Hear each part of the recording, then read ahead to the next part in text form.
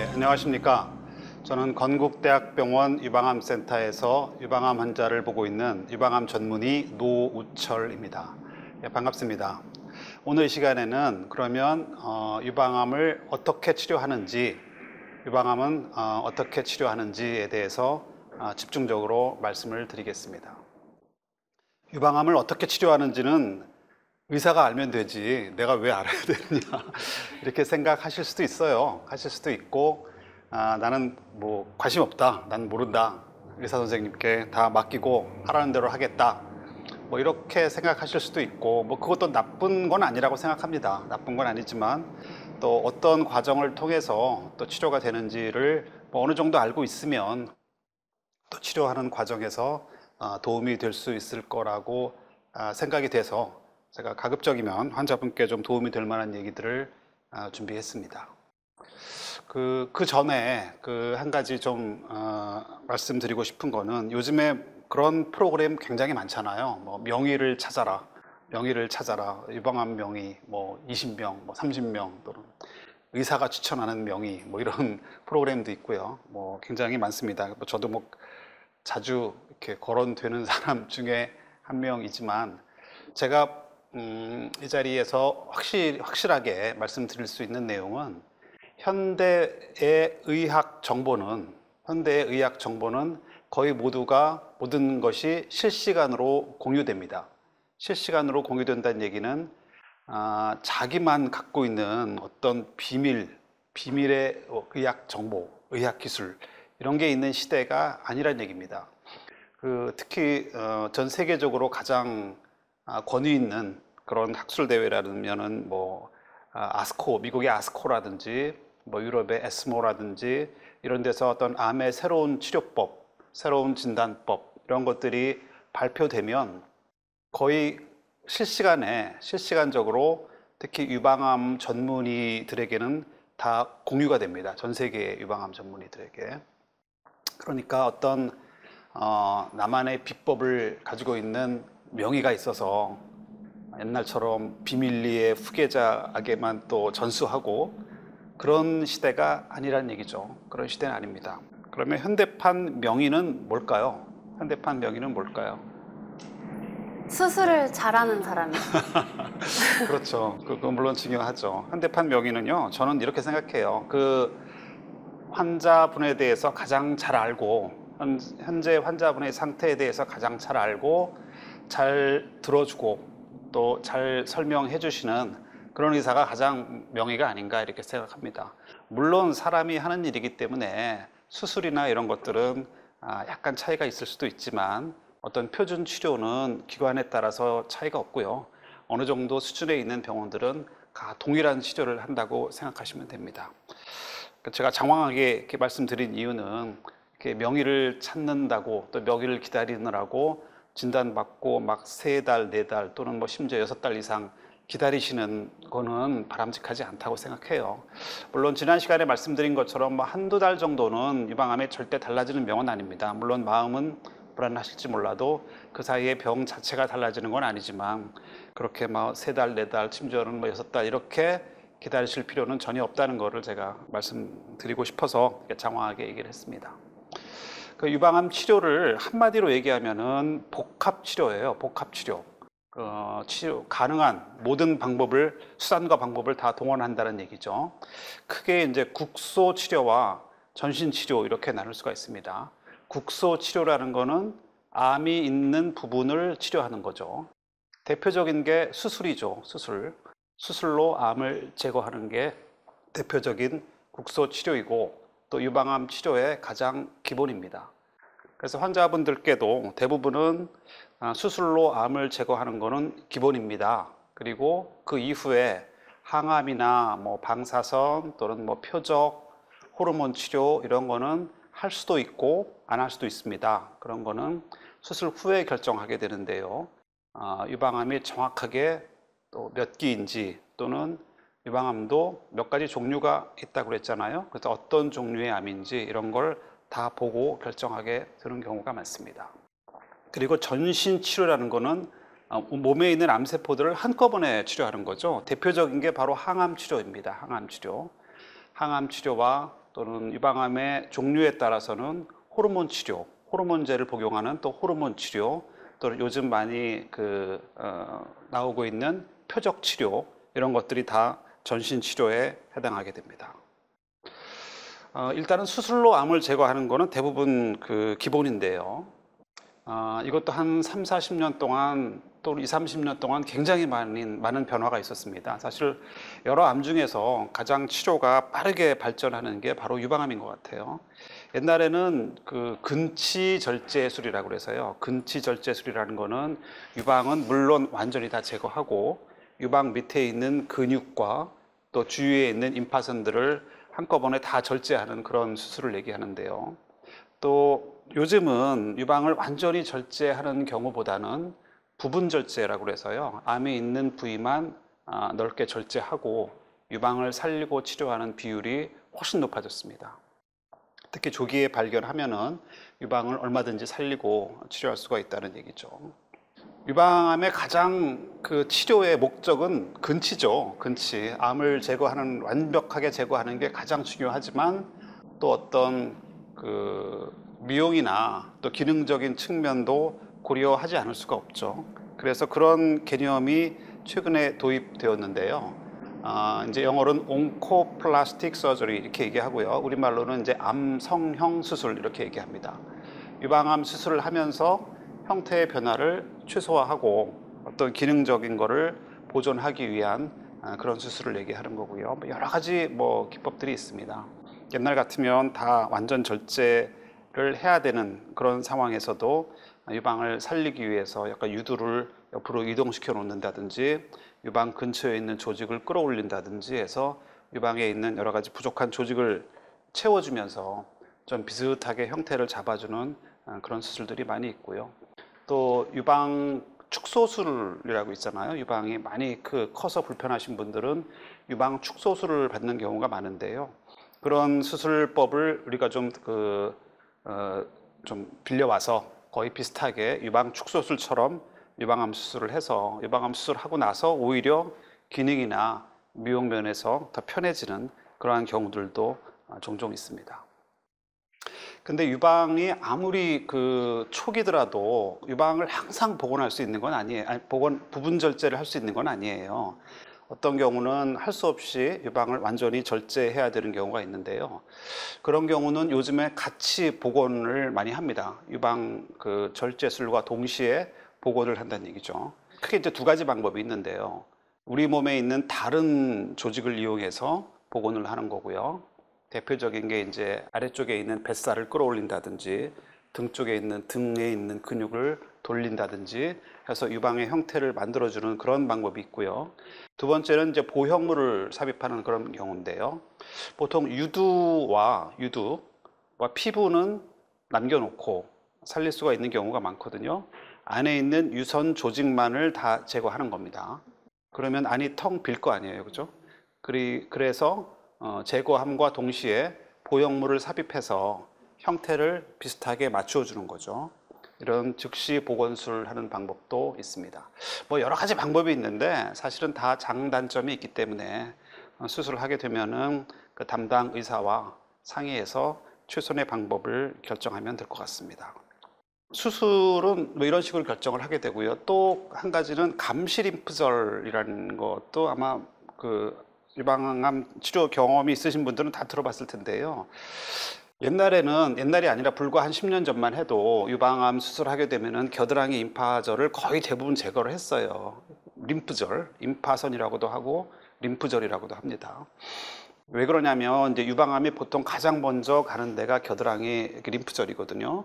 그래서 유방 수술을 하면서 림프절을 제거하는 게 원칙이었는데 사실 림프절을 다 제거하고 나면은 좀 불편한 게 많습니다. 아무래도 생활에 팔 움직이는데도 불편할 수도 있고 나중에 림프 부종이라고 그래서 이제 팔이 붓는 부작용도 생길 수가 있고 그래서 림프절에 수술을 하면서 림프절을 검사를 해서 암세포가 있으면 할 수 없습니다. 그건 거의 대부분 다 절제를 하고 만약에 림프절까지 가지 않았으면 림프절을 제거하지 않는 그런 개념이 이제 감시 림프절이라고 그래서 이런 개념이 도입된 것도 불과 한 10여 년 전이에요. 그러니까 요즘은 수술을 어떻게든지 최소화해서 환자분께 불편을 적게 해드리는 쪽으로 치료 방침이 점점 바뀌고 있습니다.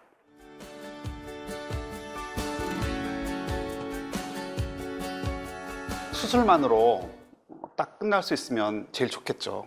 수술로 끝날 수 있으면 제일 좋지만 사실은 암이 제일 무서운 거는 전이라고 그랬잖아요. 전이. 근데 전이라는 거는 유방암 세포가 어디 다른 데 가 있는 거죠.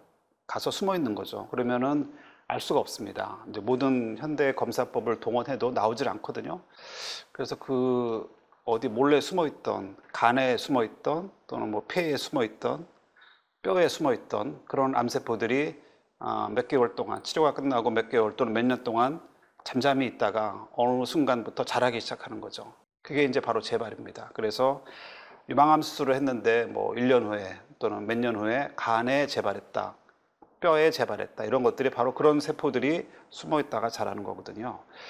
항암 치료를 하는 대부분의 이유는 바로 그런 이유 때문에 그렇습니다.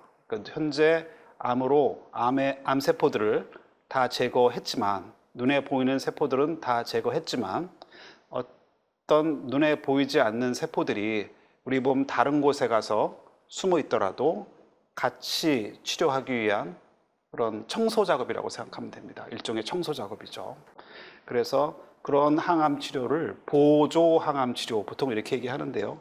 보조란 말은 이렇게 딱 머릿속에 잘 들어오지는 않으니까 일단 쉽게 얘기하면은 재발을 막기 위한 예방적 항암 치료, 이렇게 생각하시면 될 것 같아요.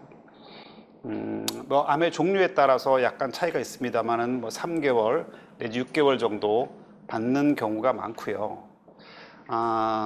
그렇게 만만치 않습니다. 물론 항암 치료에 따른 부작용은 굉장히 좋아졌어요. 부작용을 치료하는 그런 치료법들이 굉장히 발전해서 요즘은 옛날처럼 그렇게 힘들지는 않지만 항암 받는 기간은 사실은 조금 힘들 수도 있습니다.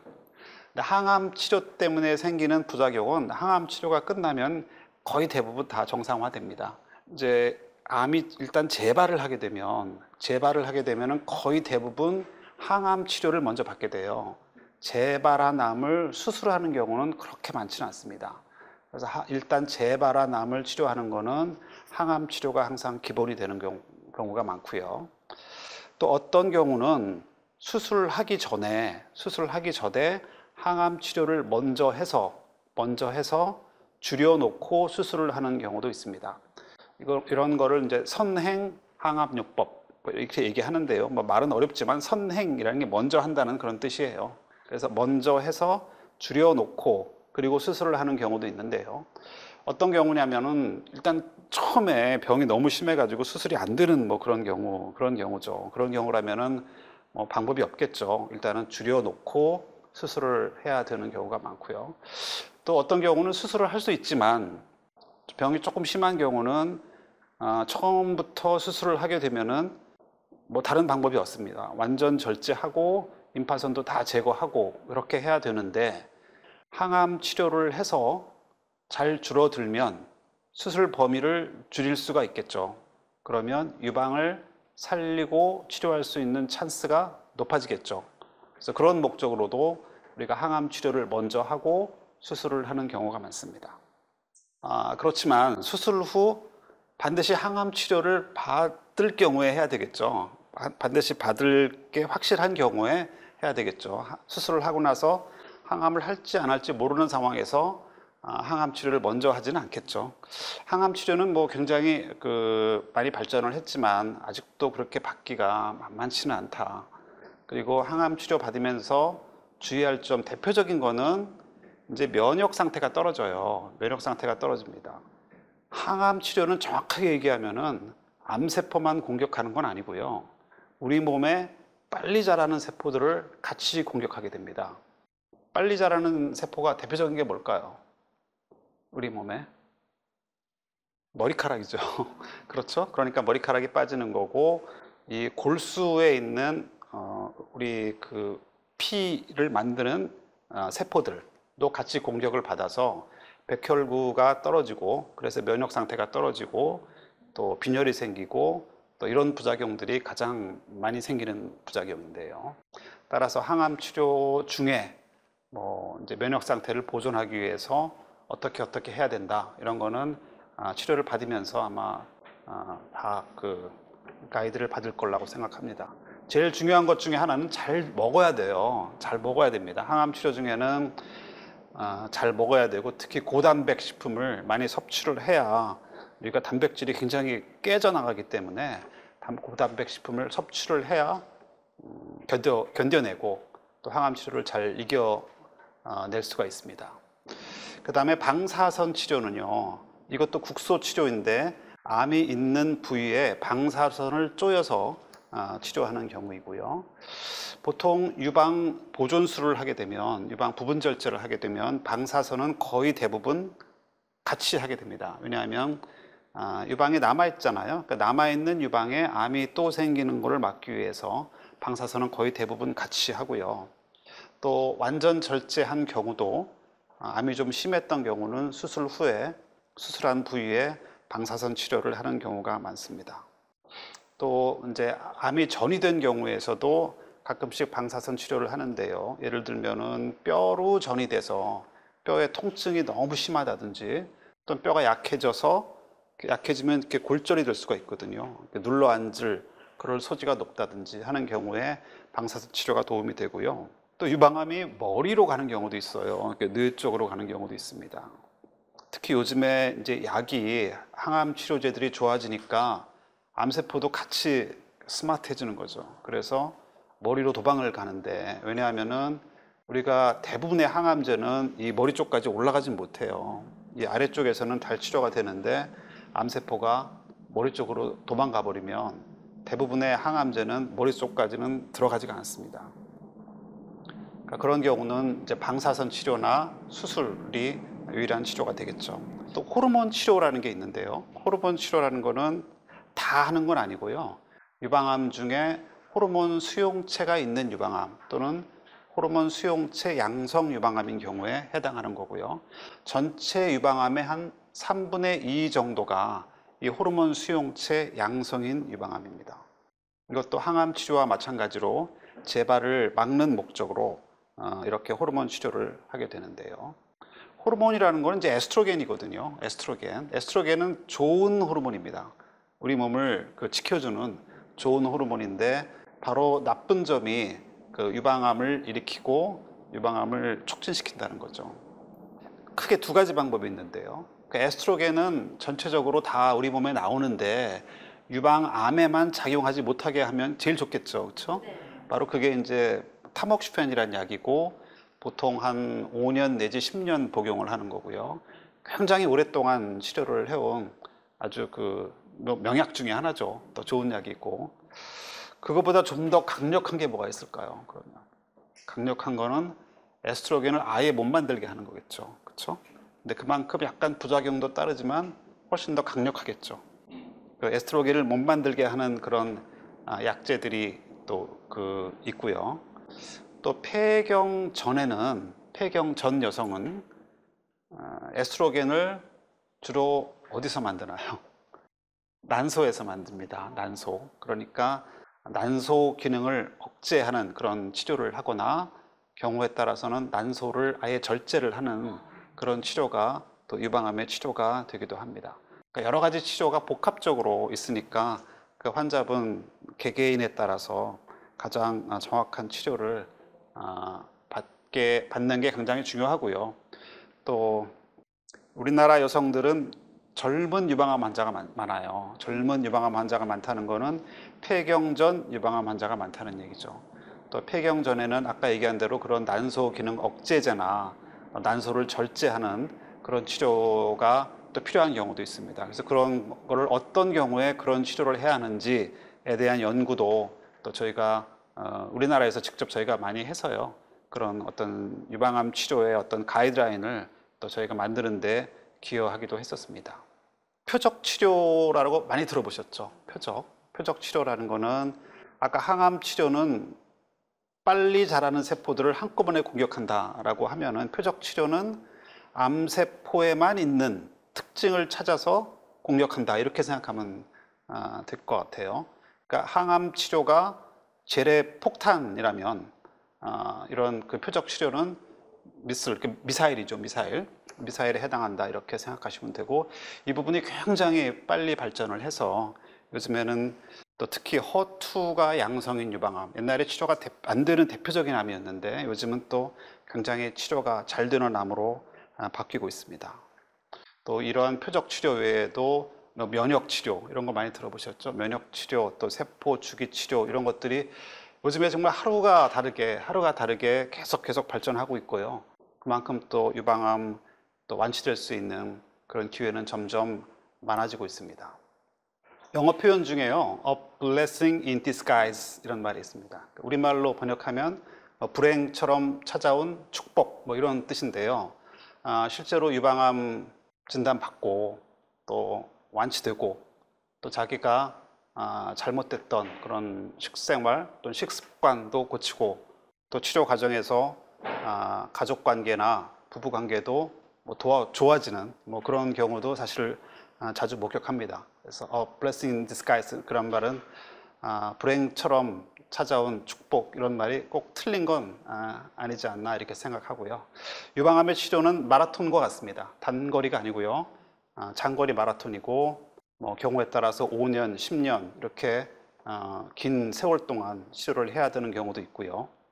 마라톤에서 중요한 거는 선수가 끝까지 뛰겠다는 의지이고요. 또 선수와 코치 간의 호흡이 중요하잖아요.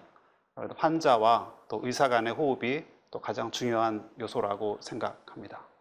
여러분 모두 마라톤 끝까지 완주하시길 바라면서요. 오늘 강의는 이것으로 마치겠습니다. 감사합니다. 네, 교수님 오늘 유방암의 치료에 관한 강연 너무나도 잘 들었습니다. 오늘 강연에서 꼭 기억해야 할 한 가지가 있다면 무엇이 있을까요? 네, 유방암의 치료를 육상에 비유하면 단거리가 아니고 마라톤입니다. 마라톤이에요. 그래서 환자 본인이 끝까지 완주하겠다는 그런 의지가 가장 중요하고, 또 의사는 그런 선수가 가장 좋은 길로 또 좋은 컨디션으로 달리도록 도와주는 그런 코치의 역할이라고 생각합니다. 그래서 그런 호흡이 굉장히 중요하고요. 중도 포기하지 말고 끝까지 다 완주하시길 바라겠습니다. 네, 이렇게 응원의 말씀을 주셨네요. 다음 주 강연도 너무너무 기다려지는데요. 다음 주 강연 어떤 주제로 말씀해 주실 건가요? 다음 주에는요, 제가 유방암 진료실에서 유방암 환자분들을 보면서 실제적으로 제일 많이 받는 질문들을 한 5가지 정도 추려서 거기에 대해서 집중적으로 설명을 해드리도록 하겠습니다. 네, 그럼 다음 주 강연도 설레는 마음으로 기다리도록 하겠습니다. 함께 해주신 백세인생 가족 여러분 고맙습니다. 오늘도 주님 안에서 승리하는 하루, 건강한 하루 되시길 바라고요. 저는 이 시간 여기서 다시 찾아뵙도록 하겠습니다. 건강한 백세인생을 위하여! 이 프로그램은 여러분의 미디어 선교 후원으로 제작되었습니다. 선교는 사명, 후원은 동역. 당신도 복음을 전할 수 있습니다. 선교 후원 02-6333-1003번